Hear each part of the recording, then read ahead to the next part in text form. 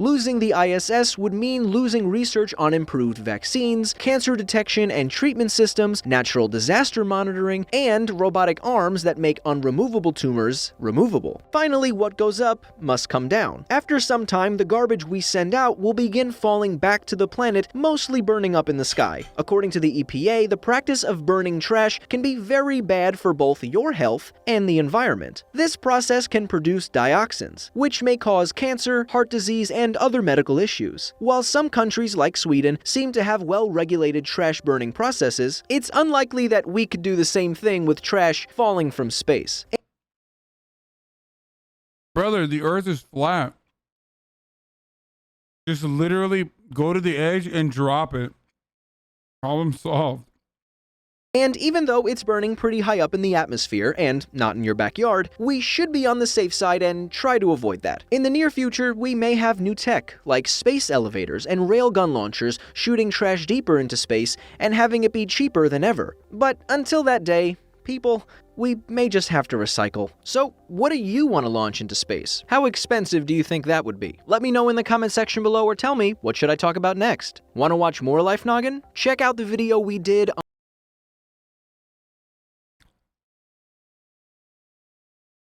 So I was right. We're waiting on space elevators. Got it. Okay, here's a wisecrack on fucking anti-vaxxers, boys.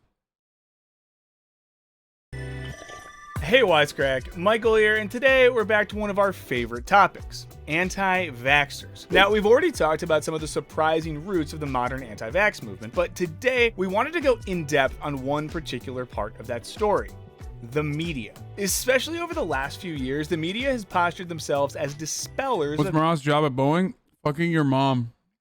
Crazy that Boeing has a field exclusively dedicated to it, but that's what he's doing. misinformation. And that can be very true, but historically it's also been pretty false. Like when the media helped propel vaccine misinformation into the public consciousness not just once, but multiple times. How does that happen? Let's find out in this Wisecrack edition on anti-vaxxers and the media. Even normies know about the hot tub meta. He just said, no, I run Boeing's hot tub Twitch campaign. Wait, why do you know about that?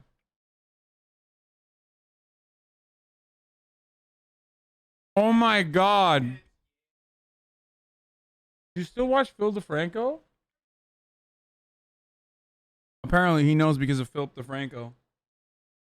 That's so he doesn't watch me, but he watches Philip the fucking Franco, dude. And before we get into it, I want to give a shout out to this week's sponsor, Hover. Hover is an easy-to-use service that allows you to create a custom domain name or email address. If you're on the hunt for a new job, you want to put your best foot forward. And one of the first things people will see is your email. Now, hiring manager, your portfolio, and all the link about the quote-unquote debate about certain vaccines, but it's important to remember that massive population-level studies have pretty conclusively proven that vaccines A, do not cause autism, and B, are safe aside from incredibly rare adverse events. Which is all to say, we'll be talking about controversies today that are not scientific controversies at all. We're also going to be talking a lot about television news because, well, it's visual, but rest assured the same problems that we will discuss exist in print. Alright, enough disclaimers. Let's start with a vaccine scare that many credit for launching the modern anti-vaccine movement in America. A 1982 documentary called DPT Vaccine Roulette. The special put forth the concern that the pertussis, or whooping cough vaccine, was causing permanent brain damage in kids. While the vaccine was known to have more severe side effects than other childhood inoculations, there was no evidence that it caused any of the long-term brain damage detailed in the documentary.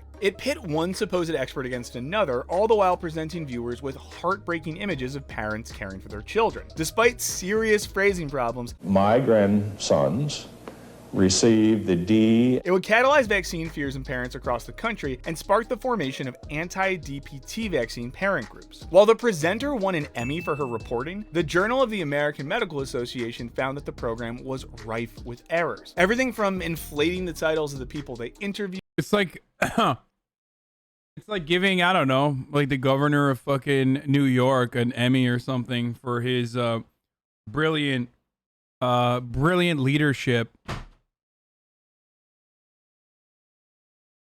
over the course of COVID, you know what I'm saying? That would be ridiculous if they did that.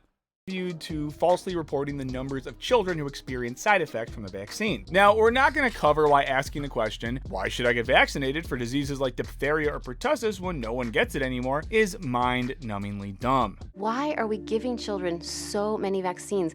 There's no more polio in the United States, and there's no more diphtheria. Oh, I love that. Dude. That's great, dude. Yeah, it's just mission accomplished. There's no more. Fuck it, dude. Yo, anti-vaxxers are so fucking stupid, dude. I swear to God. In the United States. Instead, we're going to divert our attention to something else going on. Both sidism. Specifically, how it enabled bad science to infiltrate the hearts and minds of millions of Americans. No vaccine's ever been proven safe, and no vaccine has ever been proven effective. Both. Wow. Wow, is that true? That's crazy.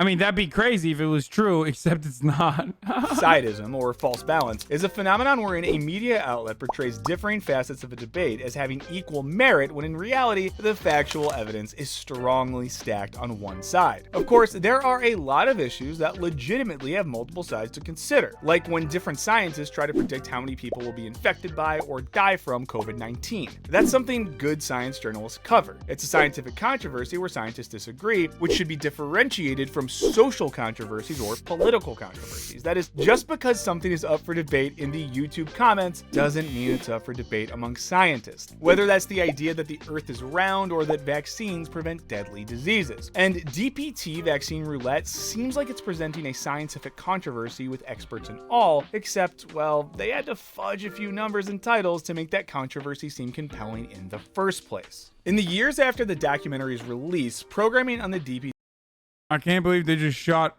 I can't believe they just fucking fired shots, not only at my man Flat Stanley, who was a brave, bold truth teller, but also Jubilee and their entire fucking business strategy.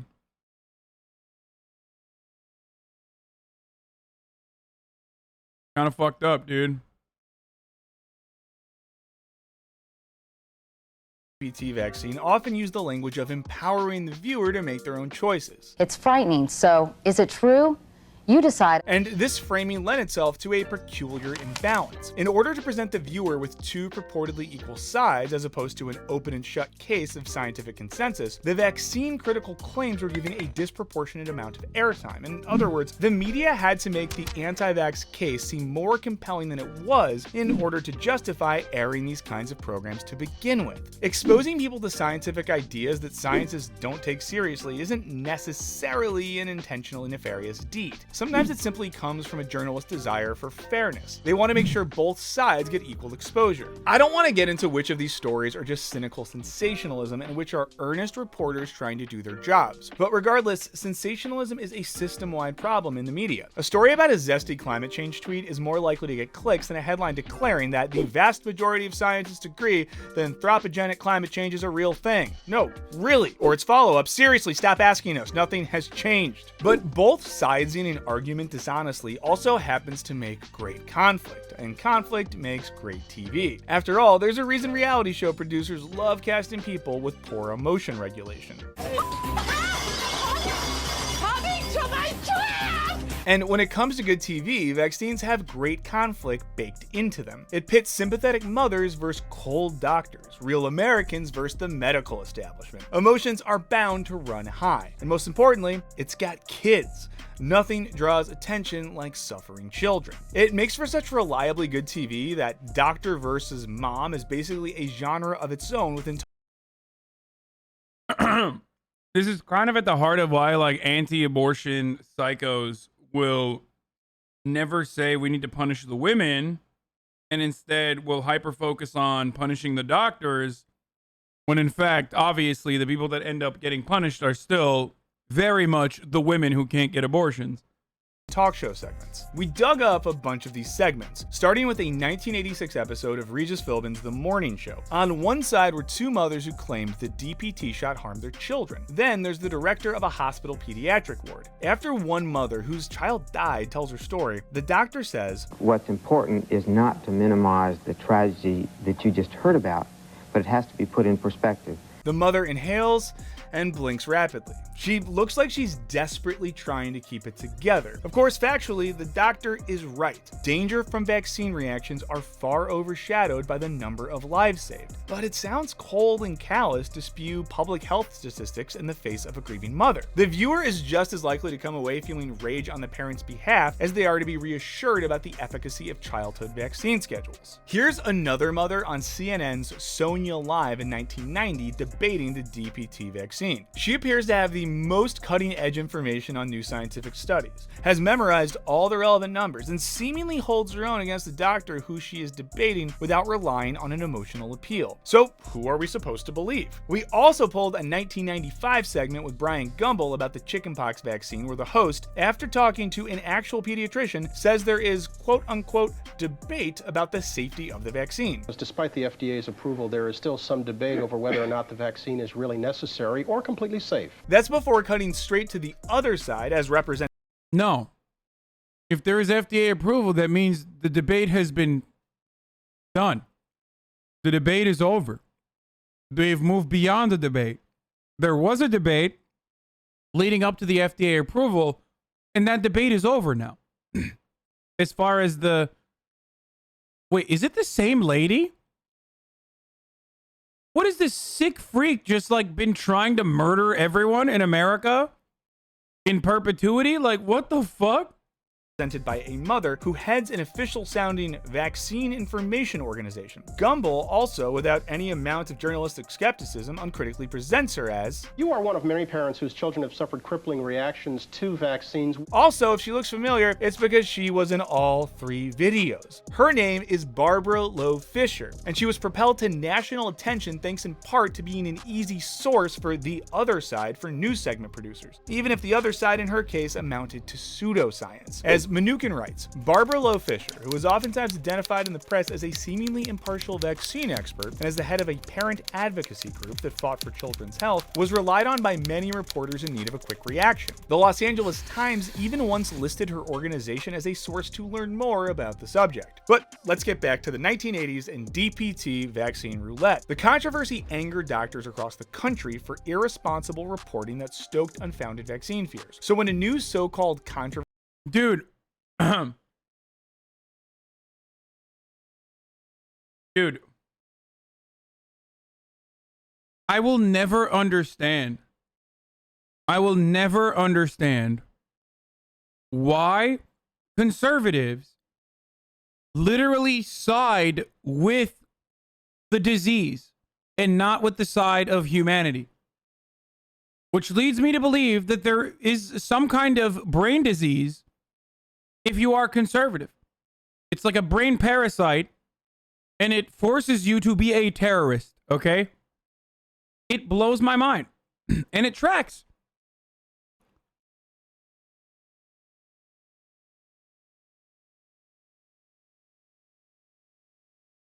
Controversy appeared over a decade later, surely journalists and TV producers were a little better equipped, right? In 1998, Andrew Wakefield, a British medical researcher, authored a paper that warned of a link between the measles, mumps, and rubella vaccine, or MMR, and inflammatory bowel disease and autism. The argument was that measles, including the weakened strain of measles in the vaccine, caused a leaky gut, which in turn caused autism. There were a boatload of problems with the study, and many seasoned science reporters ignored the findings. But the Autism is when I fart a lot.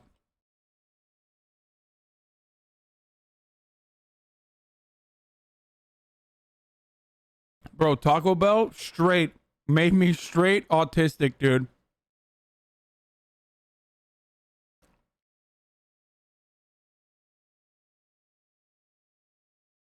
Straight up. Just peeing out of my butt, dude. Which is what autism is. anti-vax crowd repackaged the story as a human interest piece to non-science journalists who didn't have the background to spot the study's red flags. Thanks to the investigative work of Brian Deere years later, we now know that lawyers involved in a vaccine lawsuit paid Wakefield $800,000 for his research and funneled him subjects for the study. He did many other shady things, which we don't have time to get into, but by the end of it all, dude lost his medical license. Anyway, how did the media handle this whole fiasco? Here's a clip from a 2001 episode of 60 Minutes Australia. First, we hear from several parents with autistic children who believe that the MMR dose caused their autism. We also hear from Andrew Wakefield, who carefully explains his theory. We then hear from both a specialist in infectious diseases and a senior official in the British Health Department, who both dismiss Wakefield's conclusions as bad medicine. The studies simply do not convey the conclusions that Dr. Wakefield attaches to them. Despite multiple experts weighing in to explain that there is absolutely no evidence of the MMR vaccine causing autism, I can tell you, Tara, that all the studies that have been done show no link. we pan back to Wakefield, who hits us with this doozy. Now, the fundamental rule of clinical medicine is that you listen to the patient or the patient's parents. And so when they say to me, What? I think this was MMR, do we take that seriously or not? Damn right we do. Wakefield does a masterful job of twisting the dialogue from bad science versus good science to patients versus pencil pushers. And with plenty of B-roll footage of children damaged by vaccines, 60 Minutes seems to help. I just don't understand. Like, I don't understand.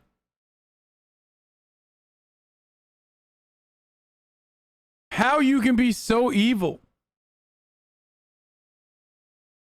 Like, how? There is a part of my brain that like shuts off when I look at this stuff and I'm like, how are you doing this?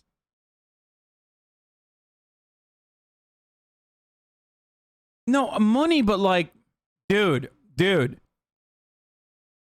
is a million different things that you could do that do not require like brainwashing hundreds of millions of motherfuckers into like actually causing genuine harm to their children. / adults now as well.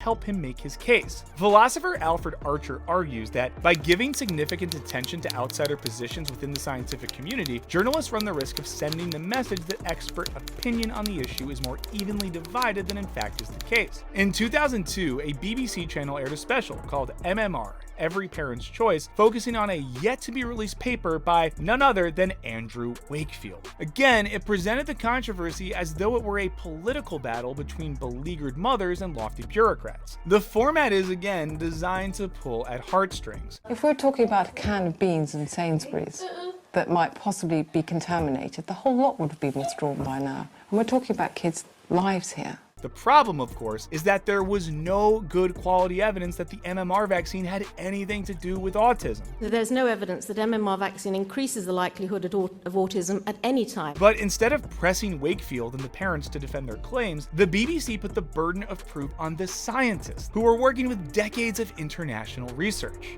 Just because there is no evidence now doesn't necessarily mean that there won't be evidence in the future. What happens if you've got it wrong? Oh shit, dude. I forgot that's how it works, dude.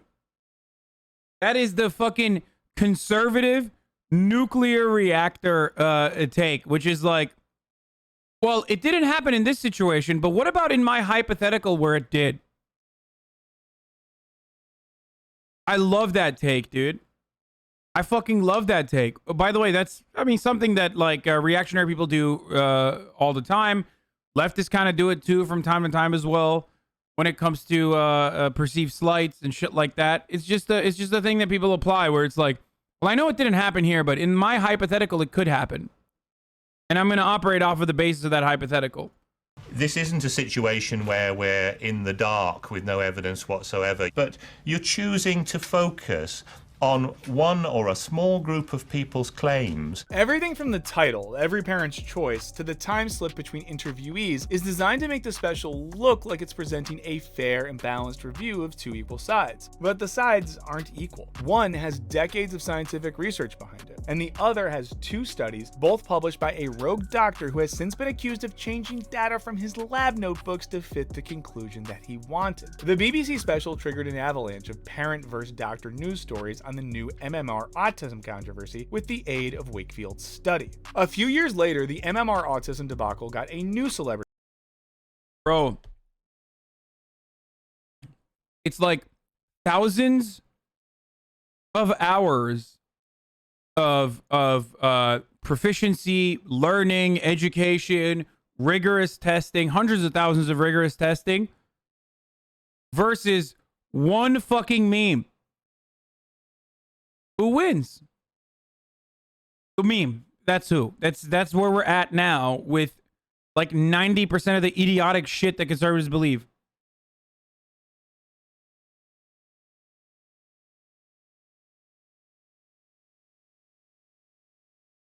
One meme boy versus thousands and thousands of hours of academia. Boost. Jenny McCarthy, the former Playboy Playmate, MTV comedian, and NBC sitcom star, blamed her son's autism on vaccines. In 2007, she released a book, Louder Than Words, A Mother's Journey in Healing Autism, and went on Oprah to promote it. And like the BBC what do you mean special healing half a autism, decade dude? earlier, Oprah's platform provided crucial legitimation to McCarthy's fringe views. Once the seal had been broken, so to speak, McCarthy started to be presented as an expert, up for debate against pediatricians and scientists. We do not need that many vaccines. And ready to show up on Larry. It's not like conservatives, though. A lot of liberal wine moms become anti-vax. Yes, reactionary. It is a reactionary thought. And those liberal wine moms become conservative as a consequence of the anti-vax position. King. These doctors are not learning about prevention or vitamins. Media both-sidism doesn't... It is literally reactionary and inherently conservative to be anti-science and anti-scientific progress. So even fucking leftists or liberals or whatever the fuck that engage in this sort of a take are maintaining a anti-science approach. A reactionary, a traditionalist, a conservative take on scientific accomplishments. Operate in a vacuum. It only works within an ecosystem of other fallacies and distortions that help convey to the viewer that the program is trying to impart an unbiased message, and most importantly, let the viewer choose what to believe. But their options for belief have already been tampered with, and the result is real-world epidemics like the 2019 measles outbreak in Samoa that infected more than 3% of the population and killed 83 people. The same year, there were nearly 700 cases of measles in the US, the highest since 2000, when the disease was considered eliminated in America. Earlier in the decade, measles surged. And that's the fucking answer, by the way. Remember how the anti-vaxxer woman was like, if we've rid polio, why continue to vaccinate our children? That's why, motherfucker.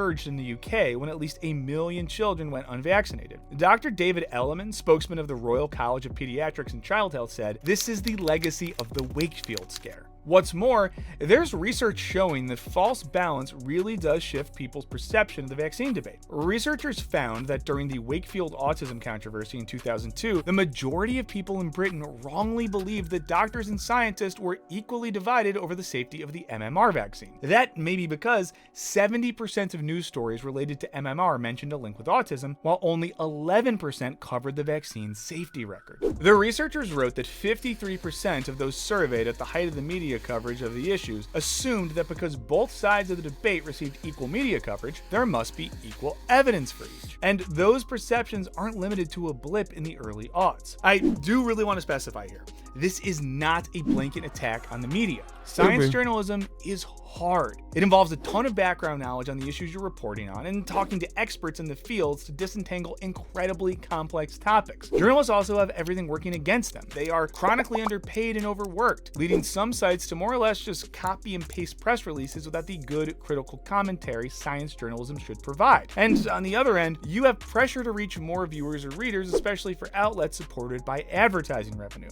But unfortunately, all these factors led us to a place where people take pseudoscientific fears way more seriously than they should. And those memories of vaccine scares, whether from MMR, DPT, or others, resurface for many as they consider whether or not to vaccinate their children or to get vaccinated against COVID-19. Many outlets have since grappled with the flaws of both sides' journalism when covering conspiracy theories, pseudoscience, or just flat-out misinformation coming from government officials, but many have not. But what do you think? Let us know in the comments. Big thanks to our patrons for all your support. Obliterate that subscribe button like you're a vaccine-induced antibody hunting for SARS-CoV-2, and don't forget to ring that bell. And as always, thanks for watching. Later.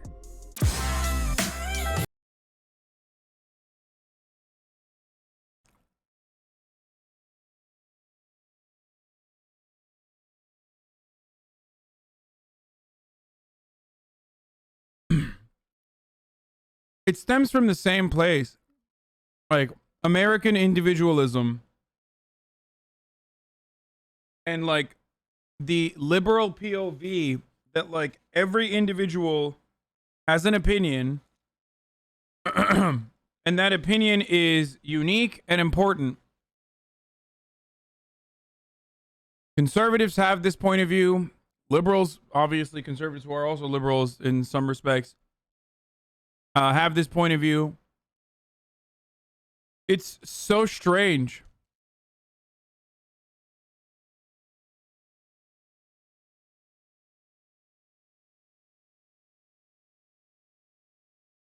No. It's not just American. I know. I don't need some fancy degree to tell me that injecting yourself with mysterious chemicals that may or may not be Bill Gates' cum is a bad idea.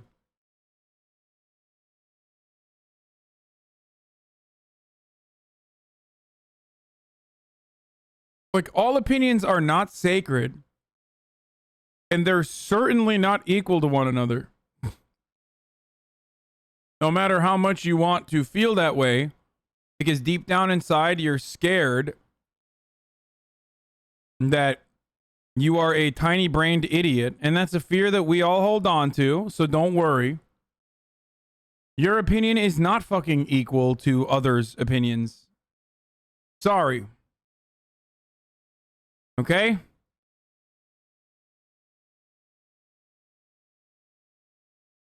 Especially when it comes to expert opinion.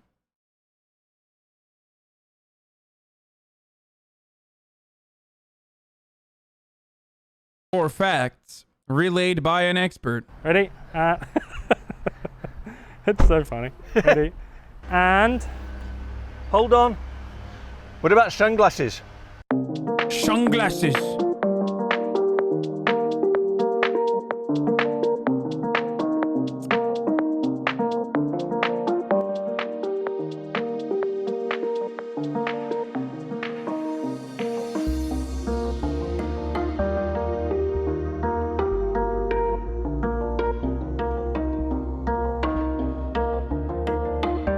Why is everybody making the same joke? Yeah, this is a video from my house, dude. This is literally my house, dude. I live here.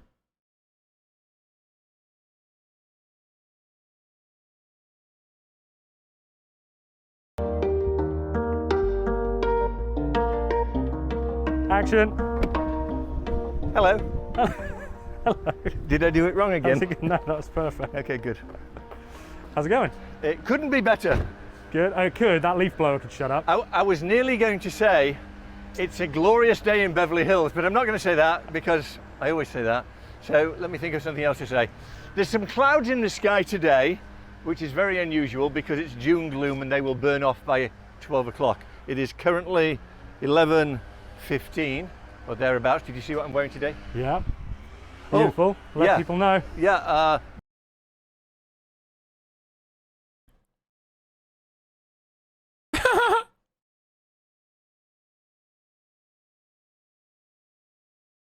Motherfucker waited until January 7th. Or since January 7th. Just sitting in here festering, dude.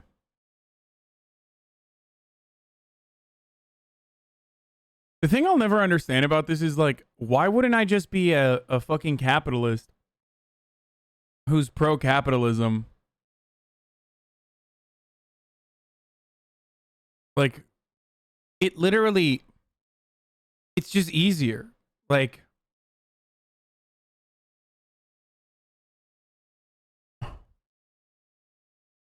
you know what I mean? That part is never described because people will always be like, because it's popular. It's like, motherfucker, do you know what this used to look like when I first started on this platform? Like it's not a popular. No one goes, You know what?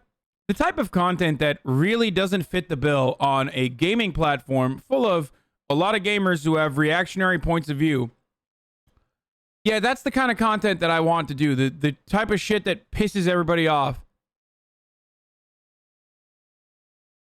Like, why wouldn't I just be the kind of person who's like, yeah, I love capitalism and you know, you're not racist for having racist opinions. Don't worry about it. Everything is racist nowadays. Blah, blah, blah. Like, why don't I just do that? That shit's like that. It makes so much money. The problem with like the Sargon of Akkad types isn't necessarily that their ideas aren't popular. Luckily, some of their ideas are finally no longer as popular as they once were. But the problem with them is that they have the personality of a fucking... They have the personality of a piece of burnt toast. So that's why their audiences move away and they're fucking bored. Like, they're not engaging. They're not creating like entertaining content. So people just leave after a while. You know what I mean? But like their point of view, their point of view is still pretty fucking popular, especially on YouTube. By the time this video comes out, somebody would have won this, No, right? Oh, they wouldn't? I think there's going to be another week left to enter. Oh, well, in that case, producermichael.com/giveaway. It's way easier to be a tanky than a normal liberal on the internet. What the fuck are you on about? What? What? You're too close. That is the dumbest thing I've ever heard. Sorry, I gotta respond to that. It is the dumbest thing I've ever heard. Bro, even fucking tankies hate other tankies. They're powerless. And also, it is probably the community that has spent more time infighting than doing actually like any sort of praxis, I guess. What the fuck? It just depends on like what... It depends on, you know, what flavor of leftist you are. Unless you were memeing.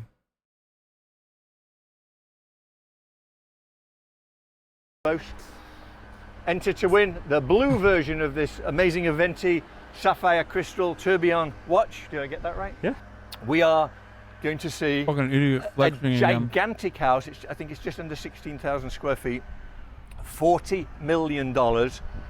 Unbelievable property in the heart of Beverly Hills. Brand new, never lived in. And hey, this is exciting. So let's go see it. I'm ready. Did I miss anything? Wow, it's so loud. Yeah, tell everybody what's going on, just in case we accidentally get someone in the video. Oh, what is going on? Oh yeah. Behind the scenes. So this gentleman here, his name is Nathan. I hope that lawnmower thing doesn't... It'll be okay. On these, it'll be fine. Okay, good. So Nathan is filming a behind-the-scenes video of the making of a Producer Michael video, which will go on Adam Sword's channel, but still buy my merch, not his. Come on. It's real meta, Oh, dude. Press the bell. Kojimbo. Beautiful big doors. Lovely house, lovely house. Hi, how are you? Hello, hello. Good to see you. You too. Okay, dude. This is fucking insane. Is every realtor in LA hot? Like, what the fuck? Don't fucking comb. You will get nuked. But it is something I have noticed.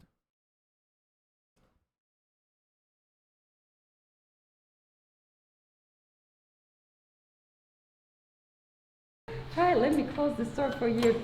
So thank you so much for having us come to see this amazing house. Being hot is a very important part of being a real estate agent, especially if you're a woman. Mila with Sotheby's, and welcome. It's so nice to have you here. This is a brand new construction built in 2020. Nobody touched it, brand new. And the designer is Studio William Hefner, and the building company is Shine Construction.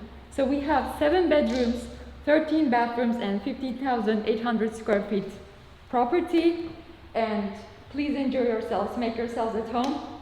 Thank you. Yeah, have fun. Just to confirm, it's $40 million, correct? It's $40 million, correct. Well, we are excited, and again, thank you so much for letting us preview this. So let's go have some fun. I'm ready, sir. See you soon. See you soon. Wait, she's not going to be around? Okay, I am going to take this off. I hate this dude. I'm gonna fucking move on from this video. I don't want to watch two fucking dummies walk around a goddamn house and like not understand what the fuck's going on in the house with like appliances and shit.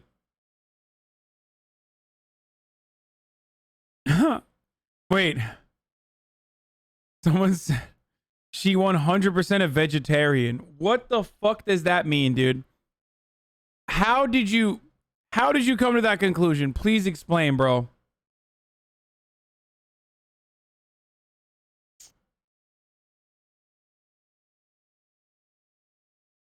The best ones are when the baboons wander around unrestricted. No, no. You need someone to like guide a little bit.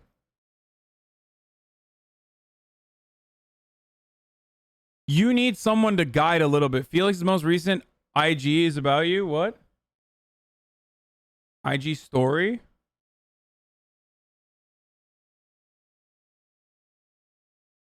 Nameless King fight is bad. Interminable first phase. Second phase is repetitive. And like if Gale was boring and had no real room to experiment in. Not sour grapes because I've beaten that fight and have the Steam trophy to prove it. Your move, bigots. Wow, I can't believe he's fucking calling me out like this, dude. Motherfucker called me a bigot too. Dude, Felix loving the shit out of the From Software franchise has been so wonderful. So mean? No, he's not calling me out, dude. He's just making a joke. You stay away from me. Okay. Well, let's start. Wow. I mean, goodness gracious. Are all these videos just for the house shop? Yes. You know, I have a $100 million budget, so that's why I'm looking at the $40 million mansions. The lady in this video is from Turkey? Shut the fuck up. Are you serious? I thought her accent was like kind of Turkish. No. No way, dude. Oh my God, she is. She's literally Turkish. Oh my God.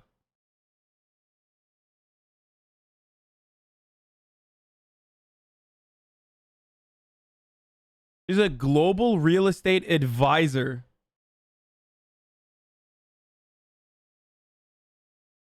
Bro, her fucking real estate. Wait, I want to see sorted by price. Oh, fuck. It shows the most expensive one. Okay, cheapest real estate. Oh, never mind. She's got some fucking... Oh, shit, dude. She sells... What? Wonderful location, Cross Canyon views into Topanga Canyon, $55,000. What? What is she selling? Air? That's the cheapest one. She does not follow me. I looked.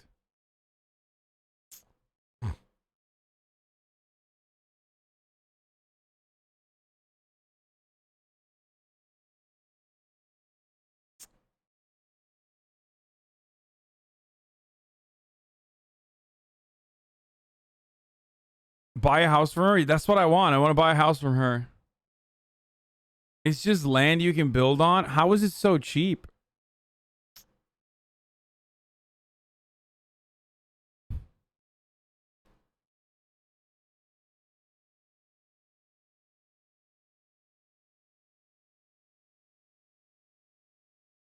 Is $55K for a lot? I feel like $55,000 anywhere near fucking Los Angeles. I mean, it's in Topanga. That's probably why.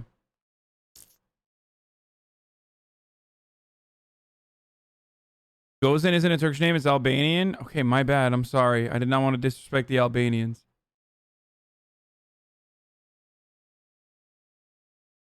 Old Topanga lot close to Calabasas. $169,000. Land and home for sale in Malibu. Wait.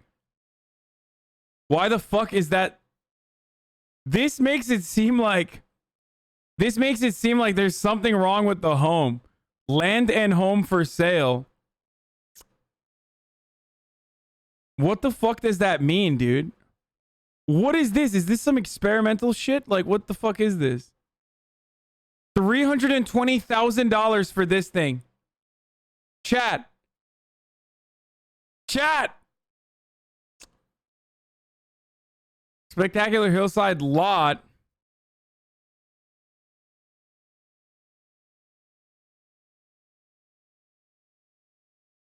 What is this? Is this real?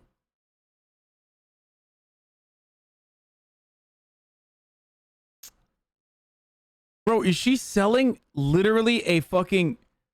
Is she selling just like a treehouse for $320,000? What the fuck? It's a rust base. Oh. Okay, there's Encino, Van Nuys, Topanga Canyon, $459,000. North Hollywood, $480, under contract.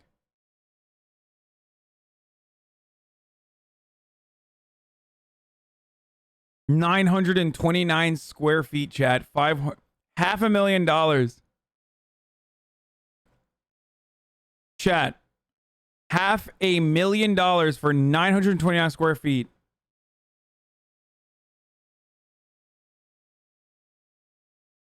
It's nuts, dude. LA real estate. Holy fuck. What a joke.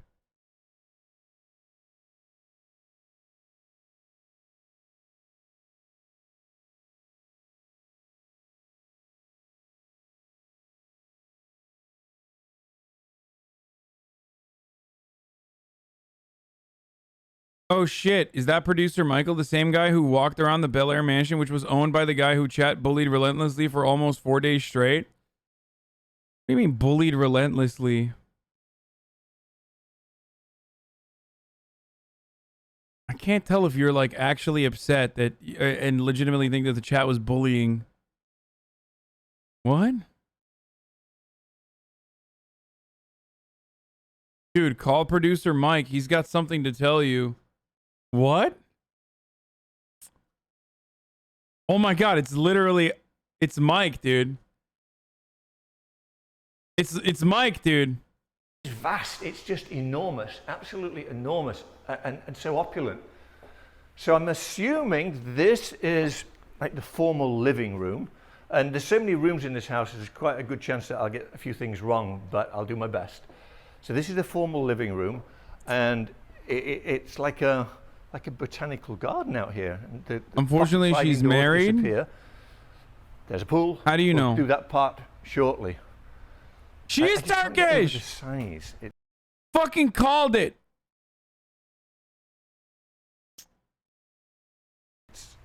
Guys, I hope this shows up on camera the way that I'm looking at this right now. It's enormous, absolutely See enormous. the fireplace as it goes through both sides?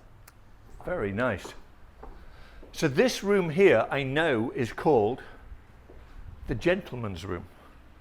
So you close this off, and I don't know if you're a cigar smoker or not, come out here in the outside. I personally don't smoke cigars, but a bar, and this is just like the gentleman's snug area. It's so inviting, right? It's lovely. Really inviting. Love the lights. Yeah, everything looks so well put together. Everything, the quality of everything, it's really, I hope it shows on camera, I really do. It's absolutely amazing. So, what's that? Let's have a look in there. Is that a toilet, do you think? Don't know. Yeah. Yeah. Oh, and it welcomed me. How about that? Very nice light is... Bro. It's so funny that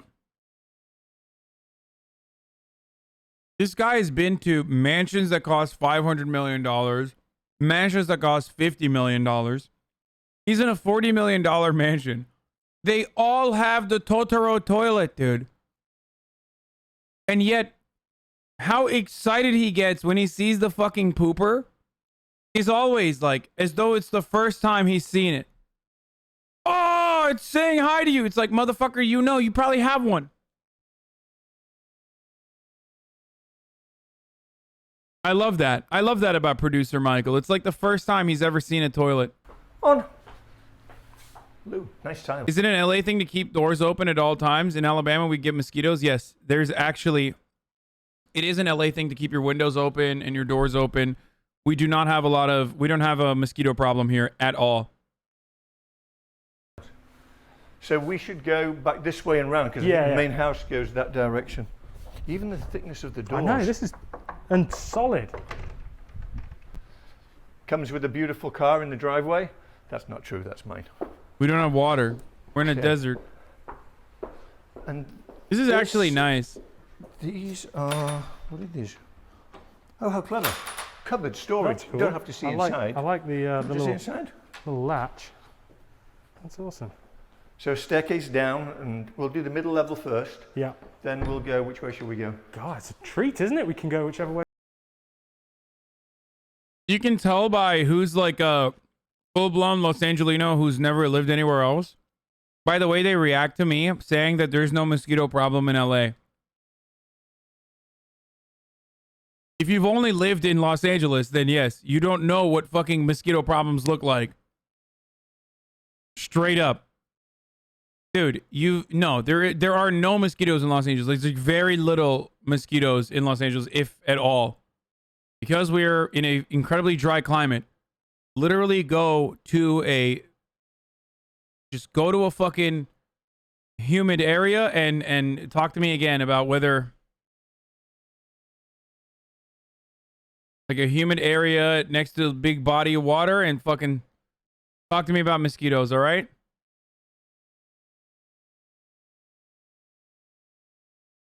Way we want. Let's go whichever way we want. Okay, so this is an office, which I think could also be a bedroom if you wanted it to be. Lovely bathroom. Light switch, lights. Both on. I love these skylights that they have in. It's really nicely done. The quality is really super. Like the round mirror too. That's leather. Is it? Yeah, I think so. What? Sit in this chair. How comfy is that back? I can't sit in the chair because my cable... Well, let me try. Stay away. Da-da-da-da.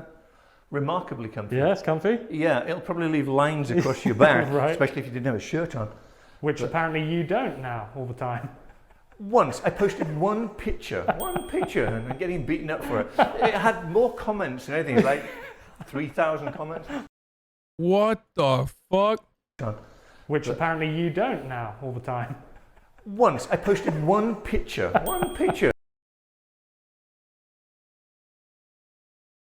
Sunday fun day. I bought myself a pressure washer. I had no idea how much fun these are to use. How about my shoes? In it to win it.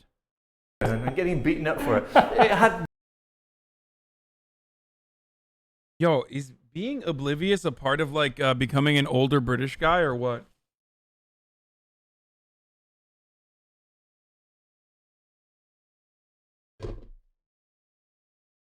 Most comments I've ever got on anything whatsoever.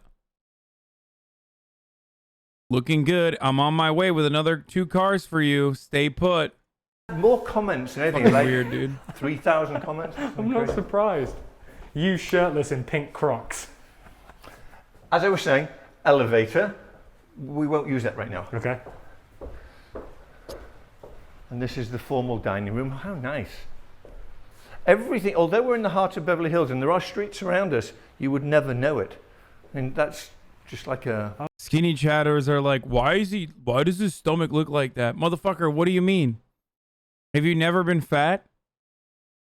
And taken a shirtless photo? I mean, he's holding on for life, dude. My man's gut has sucked up the entirety of the planet into it. Oh, look at the water feature out there. That's Isn't that awesome. nice? Yeah. It's like just being in the middle of a garden. It kind of feels outside, although you're inside, right? Dining room, the doors, once again. To be fair, he does look pretty good for his age, honestly. And they straight up. Pocket away. No meme. Yeah. I'm not sure if they're electric or they're not electric. Hallway, those are lights. I'm going to guess they're electric. And then here we have another loo. A loo. It's just a loo. Nice sink. And here we have, an amazing kitchen. This is gorgeous. Isn't that pretty? Look at your view. It's tropical looking. This might be the best fucking house I've ever seen on this show. And I'm not just saying that because I want Almila to contact me and sell me a house. Wow, yeah, this really is And this is gorgeous. your breakfast area, which is also the size of a dining table. Right. How lovely. I loved it. Imagine this, like when you have a few friends over. It's also probably because, like, as long as it has minimal utility, as in, as long as the house is like livable and is not in your face and real aggro and doesn't look like a fucking hotel lobby or some shit, like, that's how low our bar is for this shit. They're cool. Aren't they cool? Yeah, have a few friends over. You can chill on the couch. People in the kitchen. Come Sit here up and at the eat. bar. Yeah. What a beautiful space. Okay, so where are my refrigerators and freezers? Oh, there they I'm are guessing over there. Okay. Ooh. So, I Fridge. should have guessed which was which first. But now that I know this is the right one, That's I the was right fridge. with my pick. Love those lights too. Yeah, it's beautiful. This is...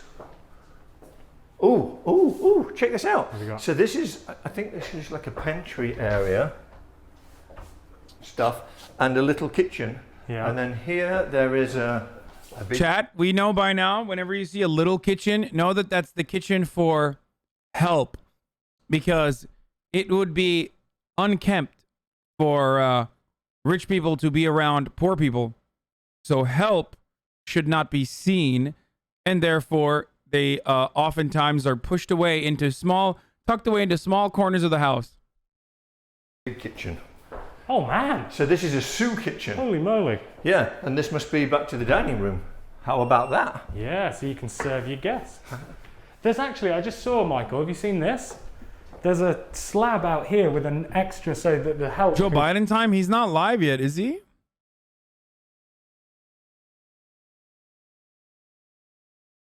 Come and park here. Yeah, this is for your caterers to come. Let's He's have a look live in an outside hour, here and see. motherfucker. No, he's live at 6 p.m., okay? God, you guys, oh man, imagine being such a Joe Biden simp, dude. Like, he literally fucking goes live at 6, but you want to, like, what, watch the pre-screen at fucking 5, an hour before, because that's how much you love him. How does this open?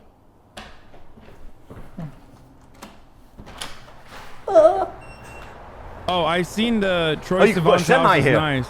Oh my goodness. Yeah, you could easily get like a trailer or... You could put 1, 2, 3, 4, 5, 6, 8, maybe 7, 8 cars. Struggle to get a trailer out, that's the only thing. Yeah. But very clever. Yeah, that's awesome. A staff parking area. Oh, beep, beep, Let me beep. lock that back. Oh, also, I forgot to run the ad, but you really are running a full-blown daycare for 30,000 people, right? Yes, I am. I am. As I literally do. It doesn't matter how old you are. People do act like fucking little daycare kids in here. Anyway, it's top of the hour every hour. It's time for a 6-second ad break. I'm going to purchase this house for the daycare, so all of your subs are going to the Almila Guzan fund, where she will sell me a house for the daycare. Straight up. Feel me?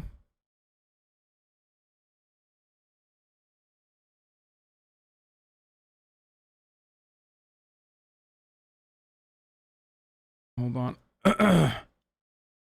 You can subscribe by connecting your Amazon Prime account to your account. Here's the ad now. Oh. Back up. Oops. Please never sell the daycare as an NVT. You mean an NFT? Yeah. Struggling with the door. I'm selling it as an NFT. Okay, I think I did it. Okay, so back into the kitchen. Look at that view. It's really pretty. You would never know you've got a house next to you, would you? No. I love these lights. They're completely different. Each one is different. You'd never think of doing that, at least I wouldn't. No, that looks really nice. And those are the, what do you call these bulbs? Edison bulbs. Thank you, Edison bulbs. How do you know all this stuff?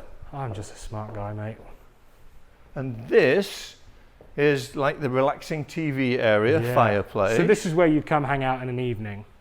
Yeah. To watch. Well, actually, It's no. one of the places you Yeah, could. because they're somewhere. So guys, just to let you into a little secret, we have seen the house. We did a little preview of it. Not all of it, but most of it. And there's some very special rooms downstairs. We'll get to those shortly. And upstairs, there's special rooms all over the place. It's an awesome house. Yeah, and then here's an outside. Oh, look. Wow. What have you got? Should we go out here after?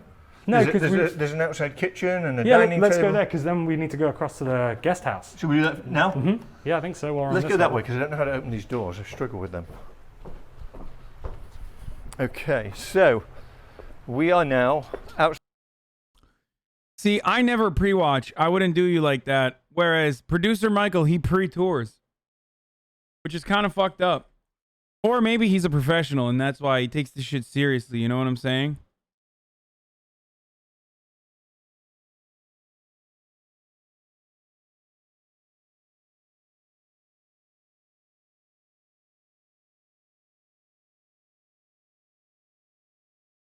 Outside the kitchen area, and it's just lovely. It's really lovely. It's gorgeous. Barbecue area. I'm not from LA. Who stops people from running up in these mansions? Like, what do you mean? Just like running into the mansions and stealing shit? Police. I think Gates. There's Gates. I don't mean Bill and Melinda Gates.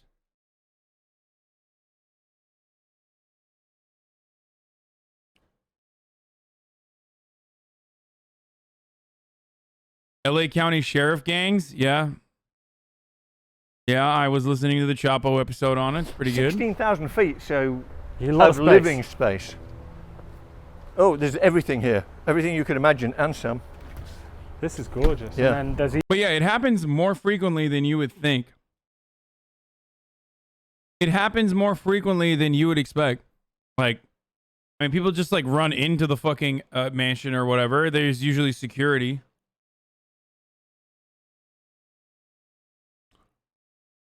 I won't say who, but the craziest fucking like celebrity mansion I've ever been inside of is inside of a gated community.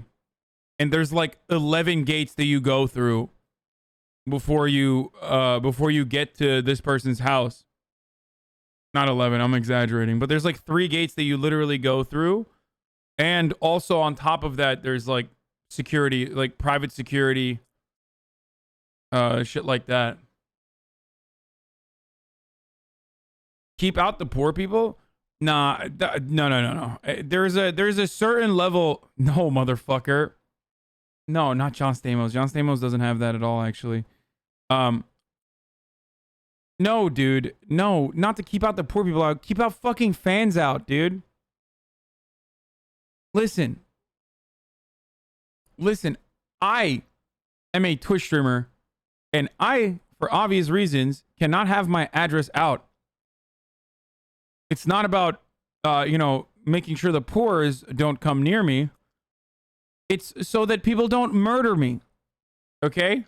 So if I have this sort of approach, I totally understand how but it's off Mulholland. Yeah, it is. But like it's got its own driveway. No, it's not like offline TV. No. The person I'm talking about is a legitimate GOT stream sniping today. What?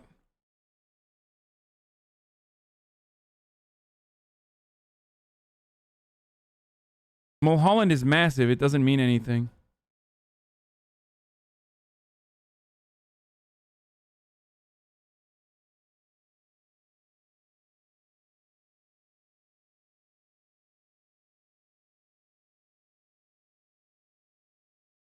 Is this the one you said you got with on that one podcast? No, I'm not going to tell you, but it is a very famous person who's like a real Hollywood celebrity.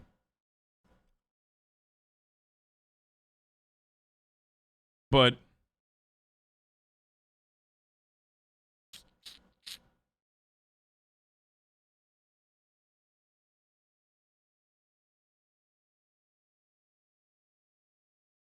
even through here, there's a little separate kind of hidden area. Hidden area. We are in the hidden area. Helicopter. I'm assuming this is the main door in. No, around this side. Let's go that side. Well, that is probably the main door, but this is open so that we can go explore. Look at this from here as well. Like, look at that view. It's like a compound, isn't it? It's lovely, and this tree is amazing. I bet that was here before the house. I bet that was here before. They probably we were designed on this all of this planet. around the tree. Oh, wow. You could live in here, Adam. It's like a little beach house.